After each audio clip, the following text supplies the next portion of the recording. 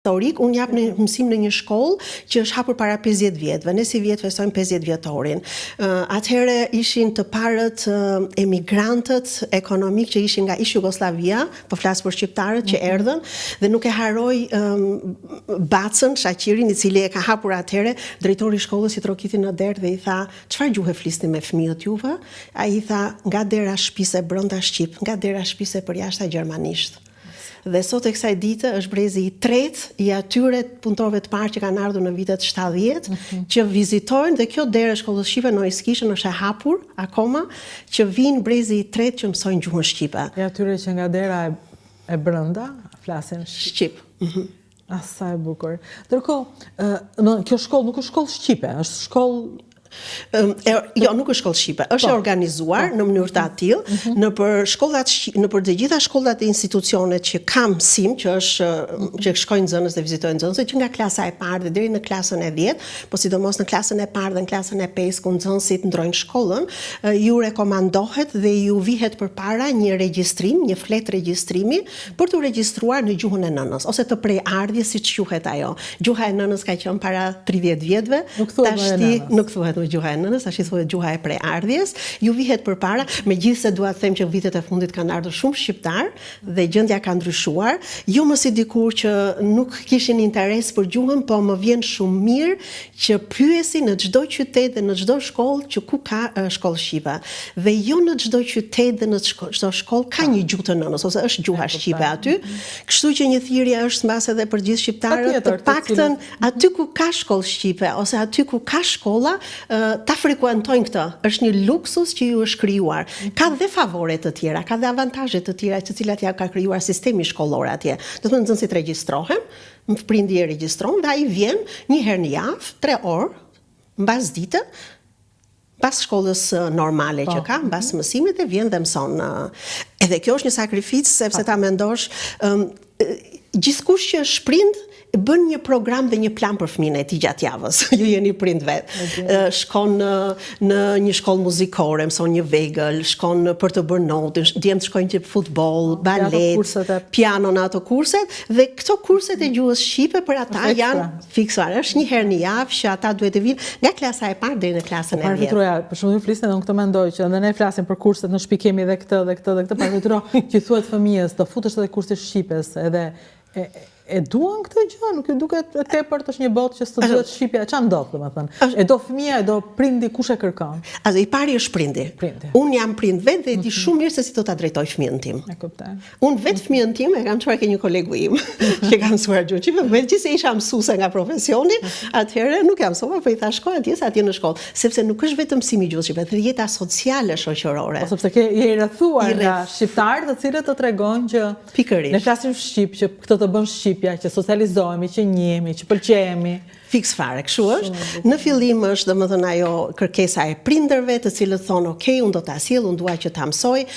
Pastaj vjen ajo domosdoshmëria e avantazheve që kanë ata, nota e kalon në dëftesë, në dëftesën gjermane. Është nota në dëftesë? Po, nota e kalon në dëftesën gjermane, në klasën e 10 jepet një provim, ashtu siç jepen gjithë provimet për matematikën, për gjermanishten dhe për anglishtën, jepet edhe provimi për gjuhën e nënës në klasën e 10, dhe ai ka një certifikat e cila kjo njihet në gjithë andeja, një certifikat. Shumë e socializuar, nuk e dija këtë gjë. Në Gjermani kaq mirë, domethënë? Në landin e Nordrhein-Westfales ka një traditë të veçantë nga të gjitha landet e tjera. Nga erdhi? Nuk e di, mbase kjo dikur ka ndodhur dhe ka qenë në të gjithë Gjermaninë. Pastaj Gjermania ja u la landeve këtë përsipër dhe landi Nordrhein-Westfales nuk e ka hequr dorën. Mbase nuk ka hequr dorën nga kjo procedurë. Mbase nga që aty jetojnë ose ka familje që ka me preardhje të huaj, domethënë në Köln, një në çdo 3 familje ka një preardhje të huaj. Kështu që ata duan. Kështu që ata e duan. Ndodh në Shqipëri, ndodh në gjuhë të tjera. Po, un kam nëna tash që thonë dhe i sjellin fëmijët në shkollën shqipe, thotë un kam qenë vetë, kështu që un nuk e njoh ndryshe, unë kështu e njoh, përderisa unë kam qenë vetë në shkollën. Ka 50 vjeçare, domethënë ka. Pikërisht. Po, janë shtuar shqiptarët që janë në Gjermani tashmë? Janë shtuar. Nga Shqipëria, jo vetëm nga Shqipëria, dhe është gjë shumë e bukur që edhe nga Shqipëria, se dikur ka qenë numri shumë i vogël. Djali mund të ketë qenë atje i vetëm që ka vajtur nga Shqipëria në një shkollë shqipe, tash janë shtuar dhe kanë interes, dhe unë e shoh edhe prindrit. Kam edhe nga ata prindër që kanë ardhur nga Italia ose nga Greqia. që vinë, kam një nxënëse, Rejnë që është në klasë të 5 dhe ajo vjen 2 orë në shkollën shqipe dhe 2 orët e dyta shkon ke kolegja ime e italishtës. Sa e bukur, sepse ka dhe atë gjuhë të vetën, ajo aty është. Fikërisht, edhe ata prindërit tanë nuk duam që ta humbin. Ajo nëna tha, unë do flas me Erenën vetëm shqip, tha, dhe babai do flasi italisht. Dhe kolegja më më tha, ajo është shumë e mirë në italisht, tha, se vjen nga Italia.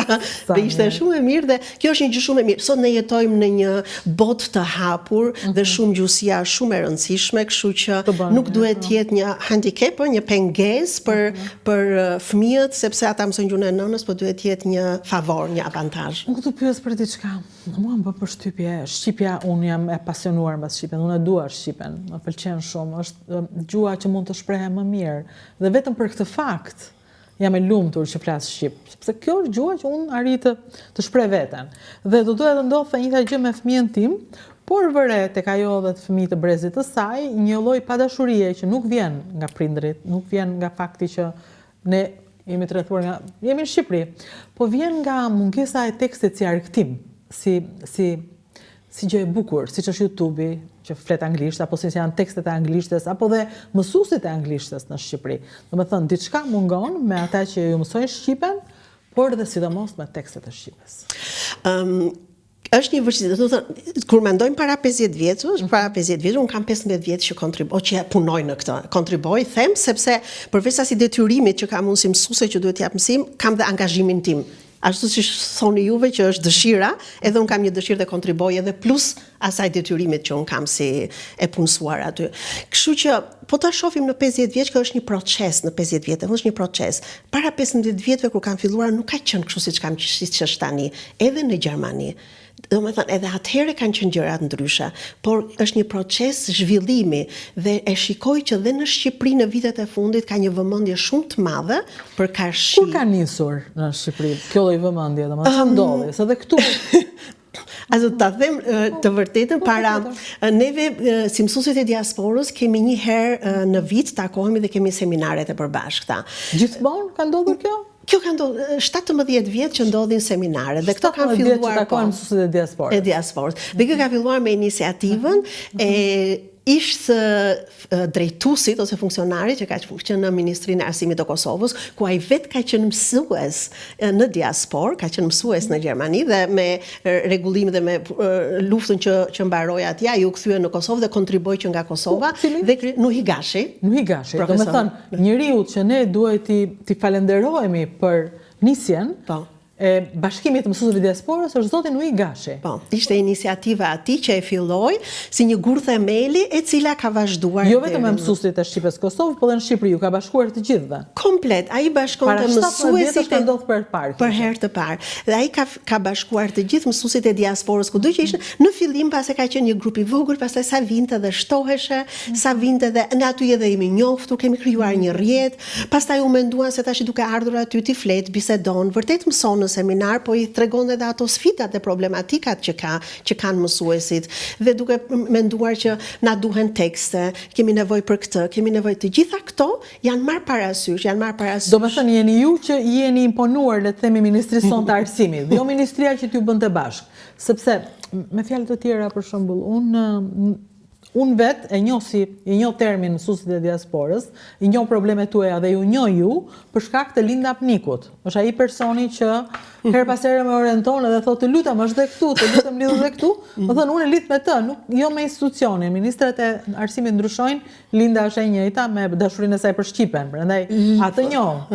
Ndërsa me ju nuk e di si ka funksionuar. Juve kush ju bashkoi këtu apo ju imponuat ju pastaj ministrive dhe i thanë pastaj ka qenë një bashkëpunim qeveritar midis dy qeverive tona.